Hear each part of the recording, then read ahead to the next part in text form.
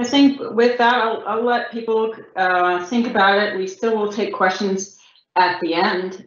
Thank you, TJ, for that. I think it was really helpful for a lot of us. So the next demo we have tonight is from Eric and Sean from TechTrend. We're going to dive into DevSecops as a service and cloud cost optimization.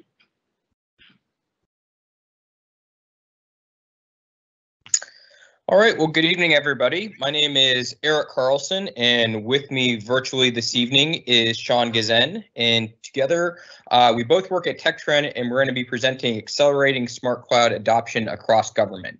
So I know that's a really long title with everything, but really what we're going to be talking a little bit about this evening is our journey as a company and so two tools that we've actually developed that have helped with the adoption of cloud services across the government. So one of them is going to be focused on DevSecops, and the other one is going to be a portal that we have developed to help to manage resources as well as costs within the Azure environment itself.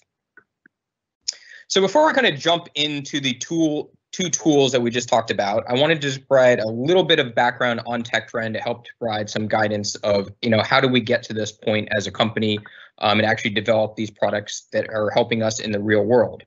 So TechTrend, going back in history, been around for about 15 years. We're initially focused on two sides of it. There was part of it on the VAR side of the business. So that's the value-added reseller. That's selling hardware, software, that types of products. So again, we've been working with Microsoft for many, many years. And then the other half of the company was focused on your traditional government contracting roles, such as application development, security, PMO support, and so on and so forth. So what we've seen over the last number of years is when cloud became the big thing, again, this has been going on for probably 5 or 10 years at this point that we've been involved. We saw those two worlds colliding, and as a company, we made the complete switch to focus everything on our company around cloud. So that where we landed today is on kind of 4 pillars as a company. We have cloud migration, application modernization, managed cloud hosting, and DevSecops. So what we've realized as a company is that, well, initially the government was pretty, it's pretty slow on adopting the cloud stuff. They started with infrastructure as a service, data center consolidation around that side of the world. They've since evolved to this point where now they're getting much and much more sophisticated with what they need as far as their cloud products. So the problem that we were experiencing was that while our developers could utilize the cloud environment for the development and things like that, it was still taking a very long time to actually get those applications deployed out into the real world.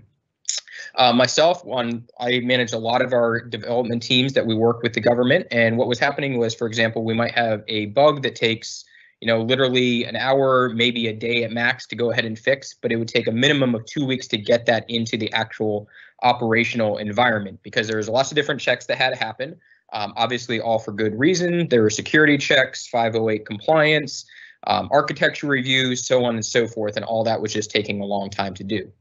So as a result for that, we developed what we call Federal GovCloud DevSecops. Obviously, there's a number of DevOps solutions and DevSecops solutions out there. I'll say a couple of things that make our solution unique, and Sean will be demoing this here in just a few minutes, is the fact that our solution was built entirely with the government in mind. So that's not to say you can't use this outside of the government, but everything we've done is for compliance with government policies, practices, and again, just that real world experience that I've gone over here a few minutes ago. Our product is FedRAMP compliant, so we do hope that if agencies go ahead and adopt it, obviously they still need to go through their own agency ATO, but by being on the FedRAMP marketplace, it helps to accelerate that process and hopefully get an ATO a lot quicker and getting your teams really able to utilize it. And the other one that we're going to be demoing this afternoon is called Optimized Cloud IT, and this is a product that is used actually both by the technical and the non-technical sides of the world. And as you'll see, it's a product that makes it so you can quickly and easily see your how you're using your resources, both from Azure consumption side of things as well as your cost side of things within your Azure portal. All these products together, again, I think have really had real impact on the agencies that we work with on helping to accelerate the cloud adoption, and hopefully you'll see that as we go through the presentation today. So with that, I'm going to turn it over to Sean, who will actually go through our DevSecOps briefing. And again, if you have any questions, I know we're going to be pretty close for time today, but feel free to ask them. We'll try to get as many through them in the chat actually while he's presenting this afternoon. So with that, I'll turn it over to you, Sean. Thank you, Eric. Good evening, everyone. So what I would like to present to you today is our TechTrend FedGovCloud DevSecOps solution.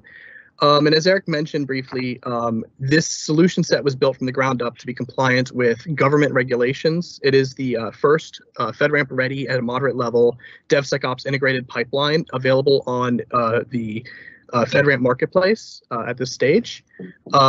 We have worked very closely with our government partners to design this to not only be secure end-to-end, but to also be flexible to adopt additional third-party tool sets, allow additional configuration with third-party repositories, and to be able to deploy to Azure, AWS, Google Cloud, or even on-premise. So what we're going to go through today is a very simple integrated pipeline, which is provisioned as a pipeline as code to provide an immutable and enforceable pipeline for the development community.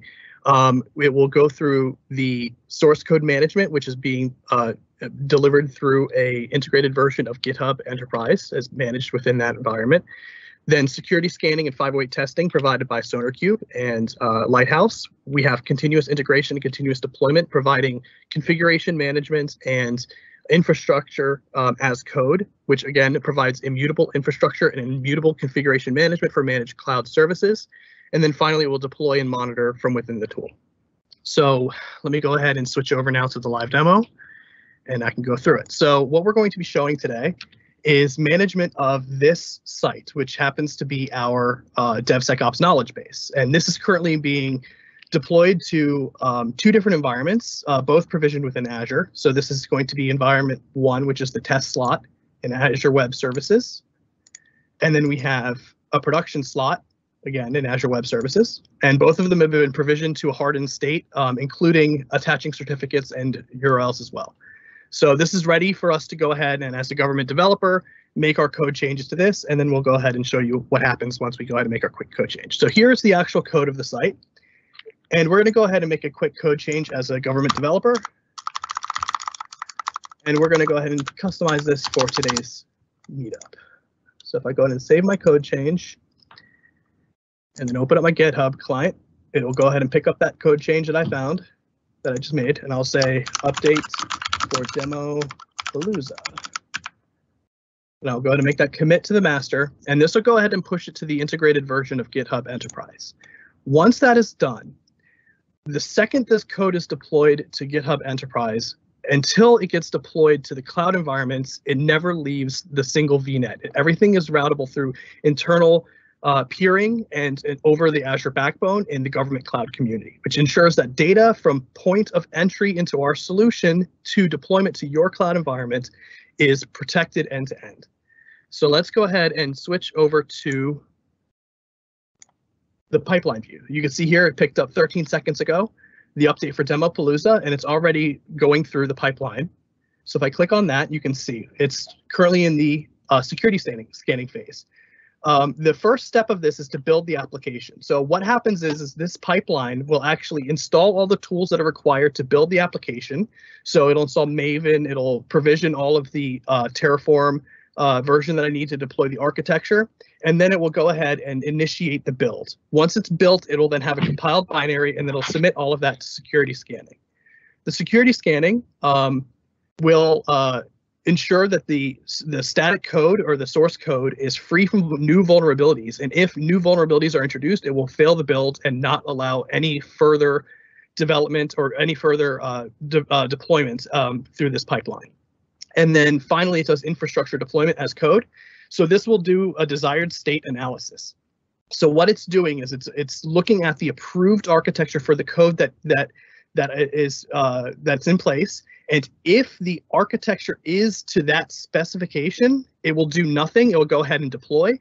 If it's not, it will destroy the architecture that's currently there, and then it will go ahead and reprovision it into the trusted state. So this ensures that your application architecture is immutable from both your testing environment and your production environment. Then it will deploy to test, and then it will go ahead and do its further tests. So let's go ahead and talk a little bit about some of the security scanning that's here in place. So we have SonarQube provided here. So if I go and refresh this, we get the latest report. So SonarQube provides reliability, security, maintainability, coverage, and duplication scans of your code base. And it supports up to 23 languages in the current version that we're offering as part of our DevSecops solution. You can also establish certain gates, like quality gates, including, for example, we have in R1 demo that if a new vulnerability here is introduced in a code change, it will fail the build and not allow it to progress. Additional customizable gates include things like reliability or maintainability and no new code smells or overall reduction of the debt, things like that. Coverage, test coverage. So if you want to enforce coverage on the code as it's being checked in, so to ensure that you have tests that validate all the new code that's being put in place, you can have those tests put in place, and then those should pass. Then therefore it would go through the gate. So let me go ahead and look at one of these reports real quick, and so you can see a little bit more of the details that's provided. Here under security hotspots, if I click on that, you can get a list of all of the information about what the security hotspots are being identified. So for example, these are all OWASP guidelines and CWEs within the JavaScript. So it's a bunch of regular expressions. So if I click on one of these, I will get the actual code, source code, decorated to show you where the problem is. And it'll give you the information on where the rule is, who made that commit to that change, and who should be assigned to fix this. If you click See Rule, you'll get all the documentation on that rule, including links to how to fix it and other potential follow-on vulnerabilities, and ways that you can address it as well. Additionally, this report is also available in the integrated GitHub environment. So when a developer pulls down the code to make their development branch, they will also see all of the reports inside the code itself, just like this, so they can address it as they're making their changes during their cycles, therefore reducing the technical debt and the vulnerabilities over time for legacy code systems. So let's go ahead and go back into the pipeline, and we can go ahead and see what it's doing. So it went ahead and it pushed it to the test environment, and it ran its 508 testing. So pretend for a moment I am now a government release manager. It's currently holding for release, and it's waiting for an actual person to come in and say, yes, we can go ahead. And this includes role-based access controls. So we can assign people who have the authority to push this to production. So in my case, I would go ahead and assume the role of somebody who has the authority to push this production. So I'm going to go ahead and say, let me take a look at the functional test. So I'm going to go into the test environment, and I'm going to refresh. So within Azure, we can now see, okay, look, it says now, welcome to Microsoft Meetup Demopalooza 2020. It looks exactly how I want to. Nothing else was broken. All the links still work. So I'm okay functionally, this looks fine. But what about 508 compliance? Okay, well, I can now look at my 508 report. It's looking at that test environment, and it's looking at performance, accessibility, best practices, search engine optimization. Performance is giving me a report on how long it takes to do to serve content, how long it takes to, and how we can potentially save time. So serving images in next-gen formats, I can save a second. If I reduce render blocking resources, I can save 2 seconds. Those are some of the performance things that I can do to improve my performance of my application. Now let's talk about 508 accessibility. So in 508 accessibility, I have a few failed audits here. So I have a background and foreground colors don't have sufficient contrast ratio. If I want to know exactly where I made that error or where I can fix that, if I click on this, I can drill down and see the actual code itself where it's failing. Another report here is, for example, the ID attributes on the page are not unique. Here's the ID element in question, and then I have to go back and address. Things like our form elements don't have associated labels. Here's all the form elements that don't have associated labels. These are things that I can go back and fix and then improve this Lighthouse report score. So as a release manager, I might look at this and say, okay, well, there's nothing that would block me from pushing this to production. It's in the same state it was before. Go ahead and approve. So I can go ahead and click approve to production. And it'll go ahead and take the same binaries that were built at this stage and deploy it to production. Therefore, no changes to that binary can occur because all the artifacts are being managed by the pipeline. Therefore, nothing can be introduced or changed without going through this entire pipeline again. So this will give about maybe 20 seconds. There we go. the application is deployed to pipeline, and then a notification is sent out to everybody that the job has successfully deployed. It attached the audit logs, it attached all the reports, and now I'm ready to go ahead and take a look at production. So if I look up the production environment and take a refresh, you can see here it's now in the production slot, and now it's available online, and anyone can go and view that. Also, we kind of mentioned a little bit briefly before that we do support multiple clouds. So I wanted to also show you here. This is actually an AWS image of that same site that we've been maintaining. And if I go ahead and click refresh here, you'll see that it's the Microsoft Meetup Demopalooza 2020. And it's the same changes in both environments. So as a developer, all I had to do is focus on my one code change, and then the pipeline would provision both cloud architectures for me and then deploy them to both architectures without any intervention from me in an automated fashion. So that's basically it from our perspective. So that's the very quick rundown of the TechTrend DevSecops tool. Our usual presentation of this takes about an hour. So if you need a deeper dive, I'm sure we can accommodate that later. But let's switch gears now to Eric, and he's going to go over our optimized cloud IT tool. Okay, great. Thanks, Sean.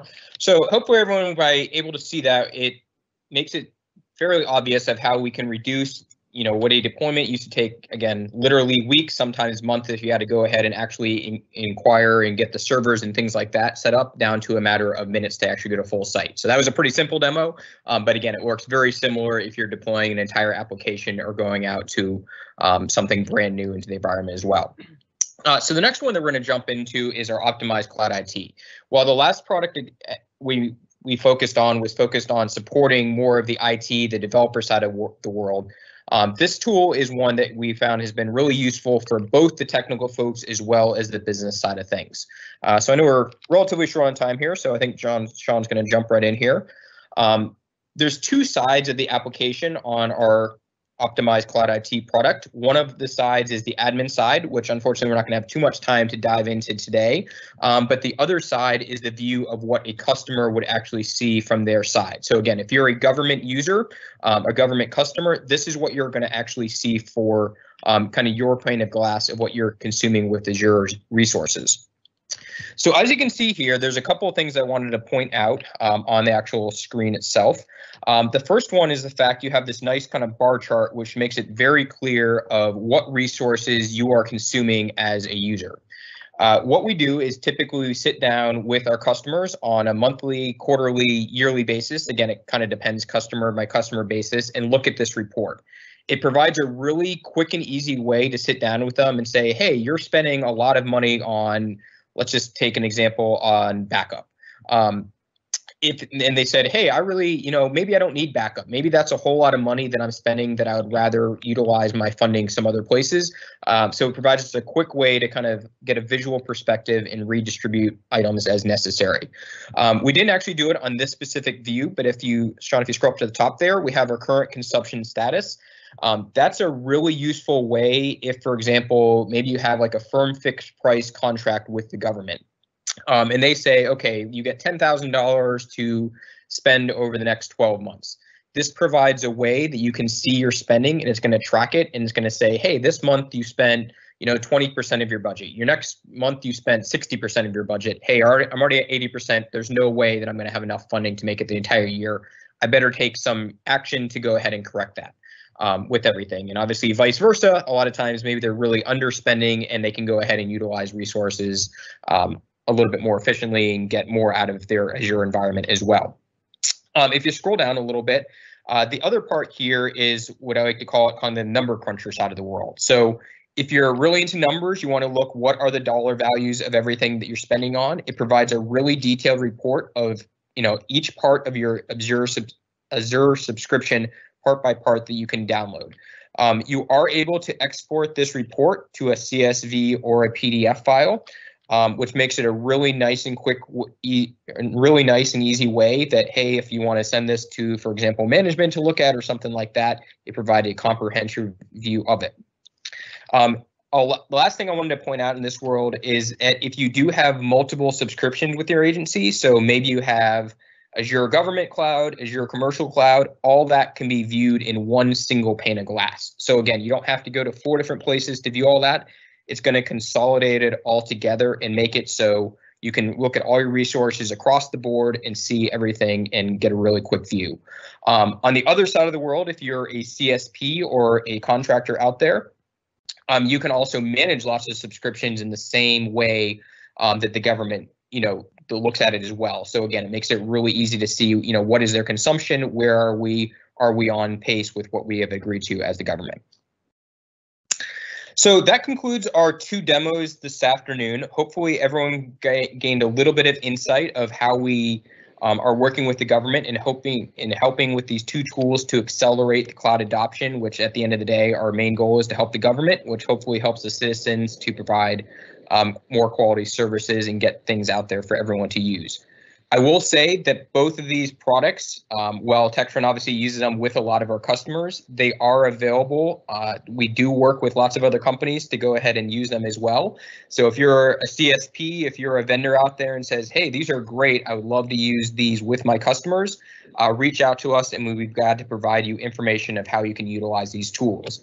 And vice versa on the government side as well.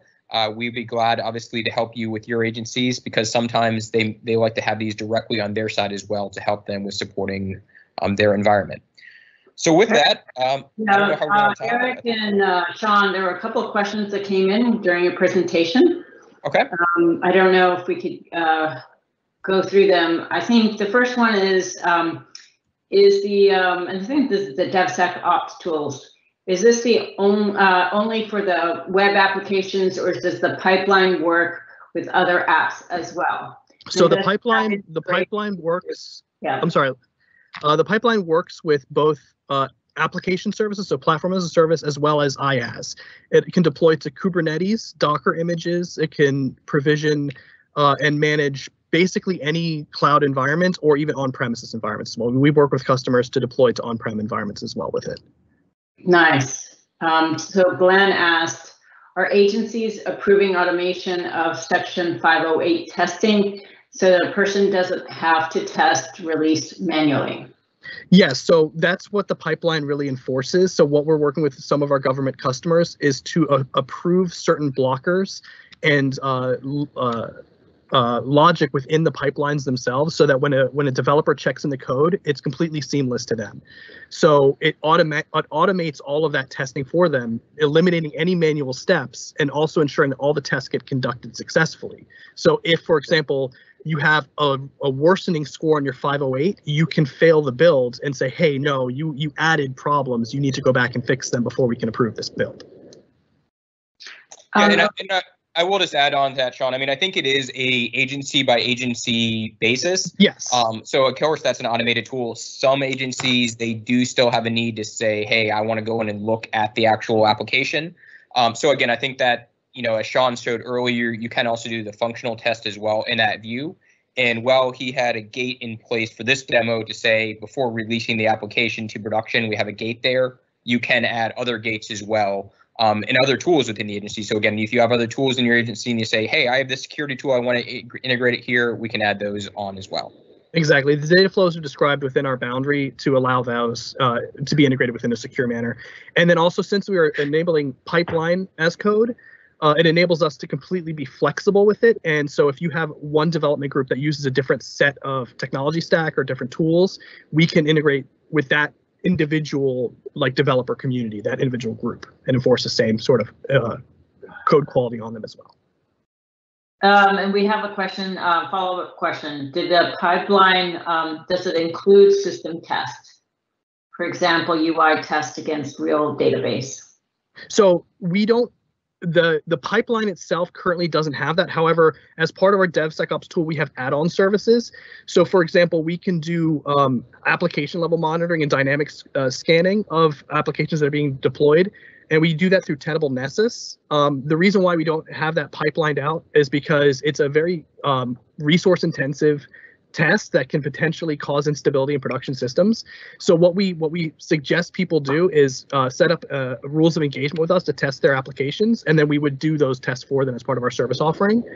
and then provide those reports for them.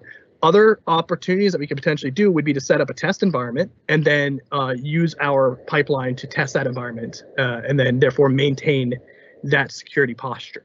And really the whole purpose of the DevSecops tool from the beginning is to enforce the desired state and the immutable architecture so that you maintain continuous ATO of all managed systems.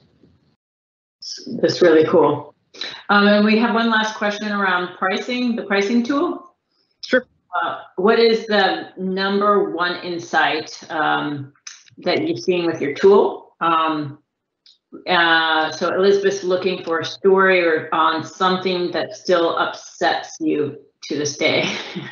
So when we originally saw with a lot of our customers, when they decided to make the initial journey to cloud, a lot of them said, hey, let's lift and shift all of our architecture over. And they went ahead and just provisioned everything out and moved everything over. And then they were hit with the first cloud bill. And it was like, wow, we're paying more for this than we were paying on-prem. And that initial sticker shock was a real wake-up call for them. And so what our tool will allow them to do is to evaluate the systems that they're currently having, and then it will provide them like feedback, like here's what you're really spending on these services. And then we can work with them to say, maybe here's some alternatives you can do, and then provide sort of apples to apples comparisons across different services, maybe moving from infrastructure as a service for their SQL services over to a platform as a service, for example, or moving away from infrastructure as a service to web app services or other PaaS services within Azure could be more cost beneficial. Looking at performances of VMs to say, hey, you're spending a lot on these VMs. Let's take a look at these VMs and see, are these really the ones that you need? Hey, they're only being operated at 12% efficiency the whole time. We could probably reduce them and save you some money there. So through that tool, we can identify where the biggest cost savings are and the cost drivers are for individual cloud architectures. Great. Well, thank you so much for the great insights on both tool sets. With that, we'll move to our next speaker. So Christian, he's from August Logic. He'll be talking about drone flight management system.